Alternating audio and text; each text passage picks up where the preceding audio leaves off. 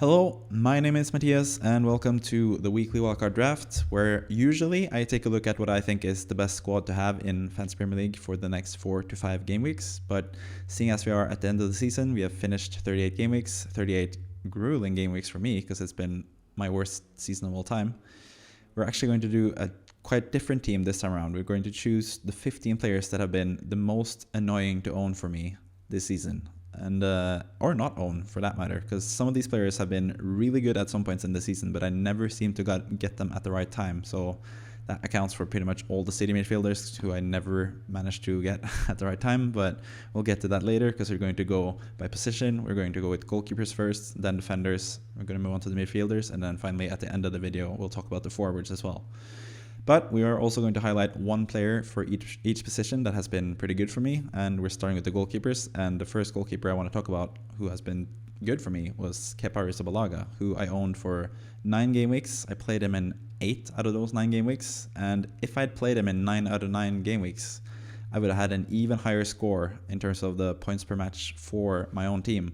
So as you can see, the blue number is the points per match in general. For Kepa Arrizabalaga, he averaged 4.1 points per match this season, which is pretty good. It's among the top goalkeepers in the league. But for me, that average was 4.3. But if I just started him in, I think it was game week, I can't remember exactly which game week it was, but it was some game week where I benched Arrizabalaga and played Ward. Ward ended up with 2 points and Kepa ended up with 10 points. So if I just started Kepa in that game as well, he would have had 5.0 points per match for me. So he was a really good goalkeeper, pretty cheap as well. He was like 4.4, I think, when I bought him. So yeah, Kepa was by far the best goalkeeper for my team. Speaking of Danny Ward, who I errantly played in that game week rather than Kepa, he was actually pretty decent for me. Like I was kind of surprised looking at the team after the season and looking at the points that Ward got me. And he actually had 2 11-point hauls at 2 separate occasions for me.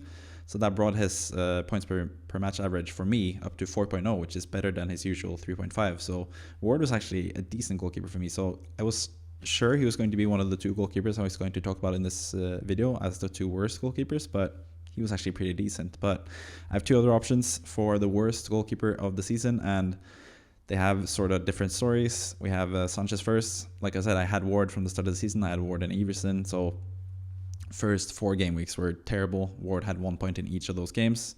So I figured I need to buy a separate goalkeeper for my first goalkeeper spot. So I sold Everson and I brought in Robert Sanchez. And Sanchez at that point looked really good. He had like 7 or 8 points per game the first like 4 game weeks. But then I bought him. He blanked twice. And then the postponements from both the rail strike and the Queen happened. So they didn't have game weeks. They didn't have matches in game week 7, didn't have matches in game week 8. So I moved on from Sanchez and sold him. And yeah, he just blanked in those 2 games when I had him anyway. But then in game week 26, I had my wildcard and I figured Brighton have the most fixtures. I'm going to get the Brighton goalkeeper because I'm going to play him every week pretty much. But then Sanchez got dropped immediately, so I had to sell him again and do a -4. And yeah, it was just awful. So both times I bought Sanchez, I had to sell him straight after, and he just blanked in all the game weeks that I had him. So he was just an awful goalkeeper for me the whole season. The other goalkeeper is someone that I did not have all season at all because I had him for just 1 game week, and that is Emiliano Martinez, or Emi Martinez as he's known, Dibu Martinez for some. Martinez is someone who I'm kind of frustrated that I didn't own because he was one of the players that I'm actually considered as a replacement for Sanchez when I had to replace Sanchez in game week 27. But I ended up going with Raya instead. And to be fair, Raya was pretty good towards the end of the season, but I think Martinez still outplayed him for the final like 10 or 11 game weeks. I think they got pretty similar numbers, but Martinez at least, I did get him for my game week 32 free hit. I went for Aston Villa because I hadn't backed Aston Villa at all. I didn't really have Watkins. I didn't really have any defenders from them, so I super backed them. I had Moreno as a defender. I had Martinez in goal. Also had Watkins up front, and of course all 3 blanked. And the Martinez blank was in particularly super annoying because he actually had like a slight injury before the game, but he decided to play anyways. So he played for the first half and then he got subbed off before the second half. So I was stuck with his 1-pointer starting, and then on my bench I had Johnston with 10 points and everyone else had Johnston as their starter. So super annoying with Martinez as well. More so that I didn't own him like as my primary goalkeeper from that point on anyway. I could have stomached that 1 point free hit game week 32 score from him if I had him for the game weeks before and after when he was super good for Aston Villa. So yeah, those are the goalkeepers. We're going to move on to the defenders, and first we're going to talk about the best defender that I had this season, and it's really telling in terms of how bad my team was this season that Estepinian was sort of my best defender. I mean, there were two other decent shouts. Trippier I had from game week 1 until game week 38, but I did bench him in game week 37 when he got 9 points. I benched him in game week 2 when he got like 8 points. So I benched quite a few points for him, and also he was kind of bad at the end of the season as well. Like, he had a pretty poor end to the season, even though they had double game weeks and they had a lot of good matches and pretty good XG numbers as well. Trippier just didn't deliver, and Gabriel would have been my pick here as well, but I also had benching issues with him. I benched him in game week 27 when I had such a strong team. I didn't use bench boost, and Gabriel obviously got 14 points on my bench. So if Gabriel had just started in that game, he would have been my featured defender, but it is Estepinian who I brought in for the wildcard in game week 26, and he was very good, or at least serviceable. 4.0 points per match is pretty good for a defender this season. So yeah, he was pretty good from game week 26 until the end of the season. So pretty happy with him, even though I felt like he could have had even more points. I was kind of let down by him, but I was way more let down by these 5 defenders, starting with Cancelo, who has always been my biggest nemesis in FPL, and this season was no different. I didn't start with him in game week 1. I knew about Cancelo. He never performs for me. And I also had issues with Pep Roulette, of course. I wasn't sure he was going to start every single game for City. Also, didn't really have as much faith in him as an attacker compared to the Liverpool defenders like Trent or Robertson, or even the Chelsea fullbacks for that matter, and we'll get to the Chelsea fullbacks and Trent eventually. But yeah, Cancelo didn't even have that good underlying numbers for the first like 11 game weeks, but he still scored so many points. He was by far the best defender to have, and I didn't own him for the start of the season. I brought him in for the game week 13 wildcard, and from that point on he just sucked, and then he was loaned out to Bayern Munich. So yeah, 4.3 points per match for Cancelo, and that's even considering the fact that he had 1.3 points per match from game week 13 onwards when I owned him. So he had an even higher average than that before that, but just awful for me. 1.3 in the 6 matches that he started for me, or the 6 game weeks that he started for me. So just awful. Cancelo, as always, I hope he just stays away from the Premier League forever. Then we have another pretty huge letdown this season, that is Reece James. He was pretty much a letdown for everyone because he's just been injured and he hasn't really even been that good whenever he has played. And I still owned him for like 16 game weeks for some reason or another. I didn't sell him. I had other pressing issues. I couldn't really sell him, and I figured he's going to be back soon and he's going to be good when he comes back, but that never happened.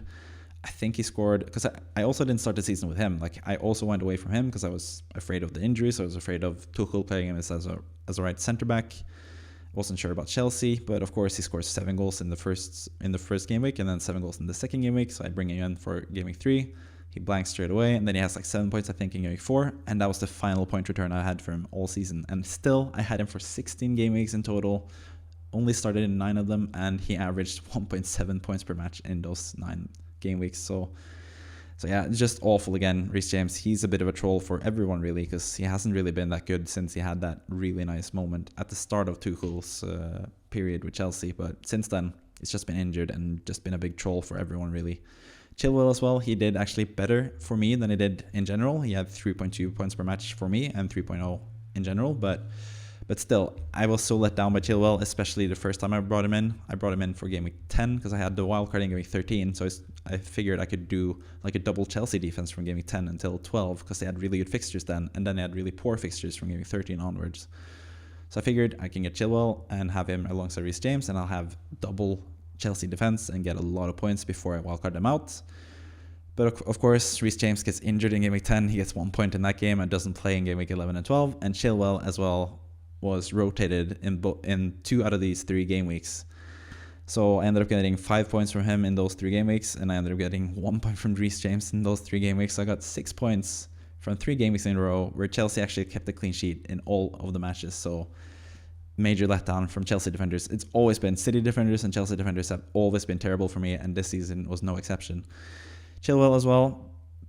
He started to gain steam again around like game week 26, game week 27. I had him on my radar, and he scored twice in a row. He had like really good scores in game week, I think it was game week 26 and 27. And then I brought him in game week 28, and he had like 1 9-pointer. And apart from that, it was just blank pretty much every game week. So again, a huge letdown. Chilwell, not the best defender for me this season. Then I turned to Alexander-Arnold, who I had in the first 9 game weeks of the season. And yeah, the 7th game week was just a blank for everyone, so I don't really count that. I think we only had 37 game weeks this season like de facto we only had 37 game weeks this season, but I had him for the first 9 game weeks, and but apart from the 17-pointer against Bournemouth, he was really bad and just kept conceding, didn't really produce much going forward either. And then I brought him back in for free hit game week 32. I think he got 5 points, so like decent. But at that point, Trent had switched positions. He actually played like as like the midfielder, like the role he had towards the end of the season. But I didn't bring him into my like current or like my permanent team ever. So I really regret not getting Trent in. I really should have done Botman to Trent and opened up that space for Wilson. We're gonna get to that Newcastle spot later, but yeah, I made a massive mistake going for Kevin De Bruyne in midfield rather than going for Trent, and I'm really annoyed that I didn't own Trent. And that's also the case for Shaw. As you can see with Shaw, he has decent numbers both in general and for my team, but it's just the fact that he could have had so much more for my team, and the fact that I didn't own him when he was at his best this season. So post the World Cup break, he was amazing. Game week 17 onwards, I was really close to buying him in game week 18, selling Reece James and buying Luke Shaw. But for some reason, I didn't do that transfer. I don't know why. Super bad in hindsight, because that left me with 2 transfers in game week 19, and I did a super stupid transfer that I'll get to when we talk about the forwards. But yeah, I didn't own Luke Shaw at all until I brought him in for game week 29. Man United had a really good run from game week 29 until game week 38, and while Shaw did have some good matches, you can see he had 5 starts for me. He got a lot of points, or a decent amount of points in those games. I think he had 1 10-point game week and he had 1 8-point game week. But apart from that, he was just injured and struggled and was injured and stuff, with De Gea racking up a lot of points in goal. I know from game week 29 onwards, if you went with De Gea over Shaw, you gained a lot of points. And Shaw just never lived up to the hype, really, because of the injuries. So yeah, super annoyed that I didn't own him earlier in the season, and I was also kind of let down by his performance towards the end of the season as well. But still, he was actually among my highest point getters this season as a defender, because the defenders this season have just been poor, and especially the players that I just mentioned now. So let's move on to the midfielders. We have, for the best midfielder I had, and probably the best player I had all season, we have Luke Shaw's teammate, and that is Marcus Rashford. As you can see, he had a really good season, 5.9 points per match. Pretty crazy for a 6.5 million rated midfielder. It was so stupid that he's always been like 9.0 and higher in terms of price, but after a disappointing season last year, they put him down to 6.5 in price, and that is just crazy for a player of Rashford's caliber. So yeah, Rashford took me a while to understand that he was great value, because he was pretty good at the start of the season as well, but I at least brought him in for the game week 17 post World Cup break wildcard squad, and from that point on I had him until the end of the season, and he was just amazing for me. 6.8 points per match. I also had him as triple captain in game week 22, got me 60 points. 2 weeks later, I captained him for 15 points times 2, so 30 points as a captain for me in game week 24, when a lot of people went with Haaland as captain against Forest, and he only got 2 points. So that gave me a lot of points as well. So Rashford was just really good for me in general this season, and he's one of the few midfielders that actually performed for me, because these guys did not perform for me at all, starting with Phil Foden. He was also, along with Cancelo, one of those guys that I wish I had at the start of the season. I went for Kevin De Bruyne, who I'll get to later. Went for Kevin De Bruyne in like game week 7 or 8, and that's when a lot of people brought in Foden. Foden was amazing game week 8, game week 9, game week 10. I think he had like 8 points, 17 points or whatever he got against Man United, and then 11 points or something in the 3 game weeks there. Outscored De Bruyne each and every week, even though De Bruyne did pretty well those game weeks, but I really wanted to have Foden at that point. So when I get my wildcard in game week 13, I was 100% sure that Foden was going to kick on and be a really good player, but that was the point where he started getting rotated in the team, and he got a 1-pointer in every single game he featured for me. So I had him for 5 game weeks in total, and every single time, I think 4 out of those 5 game weeks, he came off the bench to get 1 point, and the final game, he started the match and got subbed off before 60. So just an awful player for me, Foden. He had some really high points this season, but in general, for me, just awful. Same goes for Almiron, and there's actually quite an interesting story there, because in game week 12, I think, I had Foden. I was waiting for team news, and I was also kind of busy. I was with a friend in town, so I was kind of late looking at the team leaks, and I saw, oh, Foden isn't starting. He's on the bench once again. So I figured I should sell Foden and buy the red hot Almiron and get some points from him. So I do that. I try to make the transfer go through, but then the FPL site crashes, so I don't get to get the transfer. The transfer doesn't go through. Almiron scores like 12 points. Foden scored 1 point, so I lost out on 11 points, and Almiron kept scoring after that as well. So that was really a big letdown. I finally get Almirondo in Game Week 17 on the wildcard after the World Cup break. And the first game week he gets 8 points, but he's stuck on my bench because I had so many good players at that game week. So after that, I think I played him in 5 straight game weeks, and he blanked in pretty much every single one of them, either 2 or 3 points every single game. Then I sold him, and then of course the first game after I sold him, he gets 10 points again. So yeah, Almiron again, just wrong place at the wrong time. Even though he had a really good season, I never got to experience any of those points because I just got blanks from him every single time.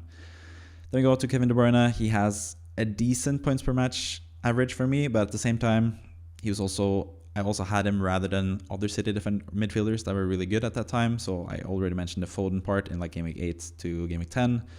In the post-World Cup break team, I had De Bruyne at some points as well, but Mahrez was the one to own there. So just never had the proper City midfielder. But De Bruyne, to be fair to him, he was pretty good, at least in the middle part of the season. It was just at the latter part of the season, I brought him in Game Week 33, I think, and he was just awful. Like I said, I brought him in rather than doing Trent, rather than upgrading other places in my team, and that cost me a lot of points because De Bruyne didn't really play that much. He had a double in Game Week 34, didn't play in either game, didn't play in the final game week, didn't play in it's just a lot of game weeks that I didn't play. So I actually sold him, I think, in Game Week 37, I sold him for Fernandes, I think. So Fernandes was actually pretty good for me. But yeah, De Bruyne, decent season for me as well, but just owned him at the wrong time in terms of compared to the other midfielders. Didn't really get the high points from De Bruyne and didn't get the high points from any other City midfielders either. So I've kept this to only 3 City players, but I could have had so much more as well. Rico Lewis I had for several game weeks where he didn't play. I had Stones towards the end of the season when he didn't play.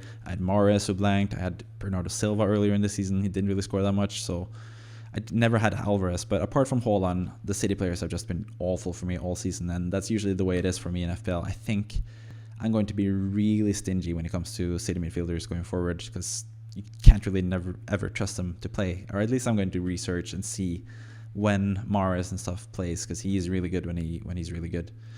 Moving on, we have Trossard, another player who just never featured that much when I had him. I brought him in Game Week 12 as like a 1 week punt against Brentford, I think, before I wildcarded in Game Week 13. He blanked in that game week. Then for the post-World Cup break wildcard squad, I had him in Game Week 17. I did really consider going with Mitoma because Mitoma looked really good in the World Cup. But I went with Trossard, like the safer pick. But then obviously Trossard had a couple of disappointing game weeks, and then he fell out with the Serbi. He was frozen out of the team, and I had to sell him. So I owned him for 5 game weeks, played him in 4 of those game weeks, the final game week he didn't play at all, so he got someone subbed in for him in that game week, and he just blanked every single game week, even though he had a really good start to the season, so I never got to experience the points from Trossard either. Then we come to Mitoma later on in the season in game week, I think it's game week 23 or 24. He had been scoring like 2 or 3 game weeks in a row, I think, and then I brought him in. Then he proceeds to blank twice in a row for me, and I sell him in my Game Week 26 wildcard squad. I get Solly March instead, and Sanchez in goal, along with Estepinian. So I only had 1 midfielder from Brighton, and that was March. He was the worst midfielder. Mitoma kept playing amazingly after that. He blanked twice in a row for me when I owned him, but before and after I owned him, he was amazing. So he averaged 2.0 points per game for me, and 4.2 points per match in general, and that's really good for such a cheap midfielder, but I never got to experience, again, that's what I've been saying this whole time, but I never got to earn those points because I didn't have him at the right time. Moving on to the forwards, we have the best forward that I had, and a player I really wish I had for longer parts of the season, and that is Ivan Toney. I had him for 8 game weeks in total at different points of the season. I brought him in Game Week 3, and he delivered pretty much straight away. He scored in the first match, and he had that beautiful hat-trick against Leeds. That's one of the highlights of my season, when he scored a hat-trick against Leeds. A beautiful free kick. I think he scored a penalty as well, and scored 1 open play goal as well. So he averaged 6.1 points per match for me, which was even better than his total in general, which was 5.5 points per match. So yeah, Toney was just amazing. It's just the fact that I sold him so many times. I had him in Game Week 9. I panicked. I sold him for Mitrovic because Mitrovic was like the main striker everyone got at that point because he had been in such good form at the start of the season. And then he was injured and just fell off with me. But still, even though Mitrovic was kind of bad for me, he was not as bad. Like he sort of, after I sold him, I never brought him back in, and I know he trolled a lot of people post World Cup break, so he didn't make this squad because I have 3 other players that made it.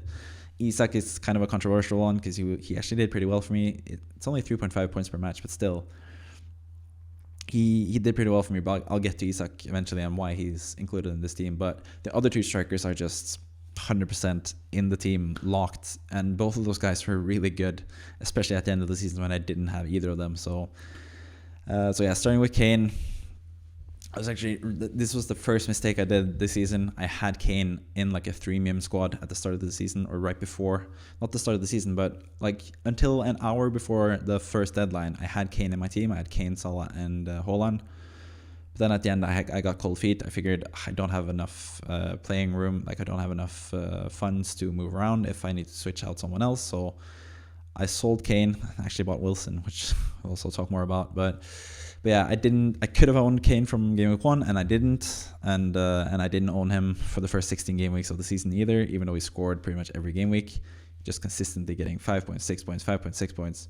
It's pretty crazy. Kane actually outscored Haaland from game week 2 onwards. He outscored Haaland this season, which is super crazy. But it's because he was so consistent. He always played, always scored, always got bonus.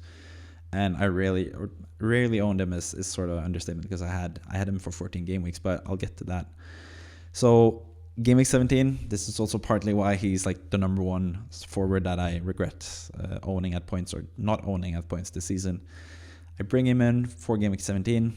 Again, the World Cup break was finished. Game week 17, we all got a wildcard. And a lot of people were thinking, should I have Salah or De Bruyne alongside Haaland? And I figured I should get Kane, which was actually a really good decision. Like, Kane was super good after the World Cup break.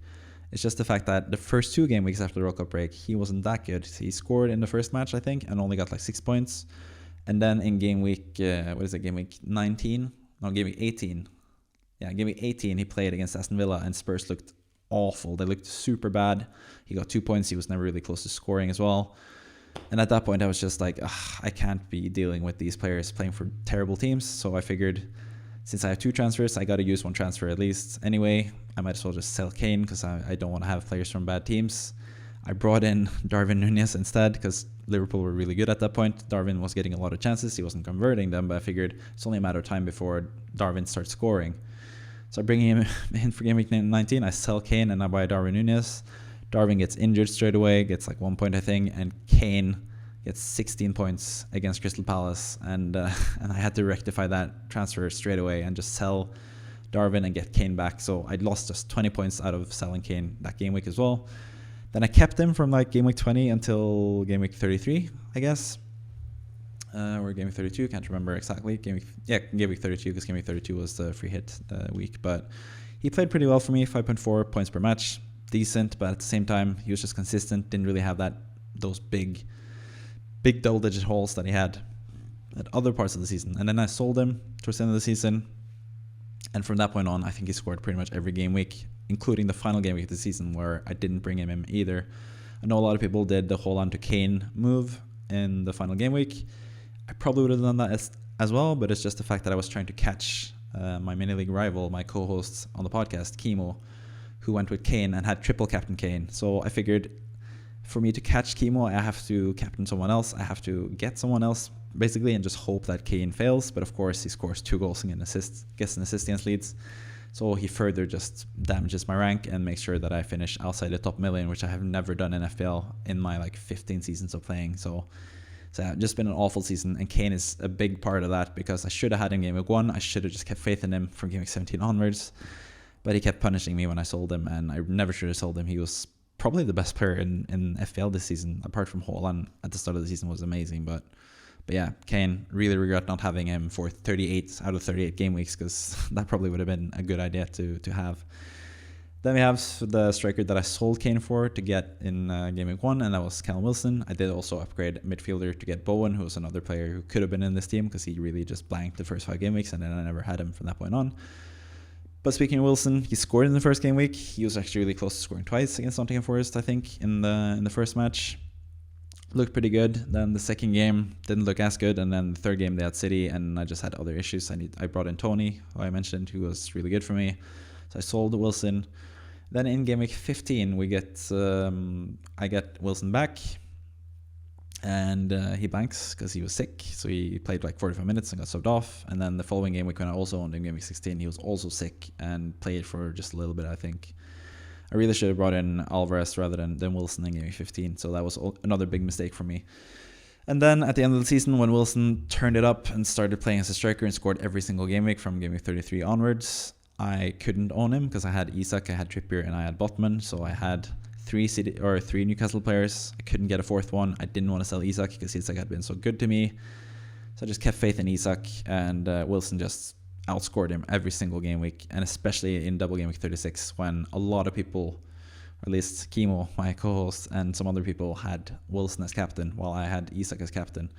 Wilson got to take 2 penalties. Isak won the first penalty and should have had the second penalty if Wilson had just been subbed off a little bit earlier. And then the second game as well, Wilson scores 2 goals at the very end of the match after playing 90 minutes when Isak was subbed off early. So yeah, Isak, moving on to him, the final player of my team. He actually had like probably my favorite moment of the season was when I brought in Isak in game week, I can't remember exactly. I think it was game week 28, 29.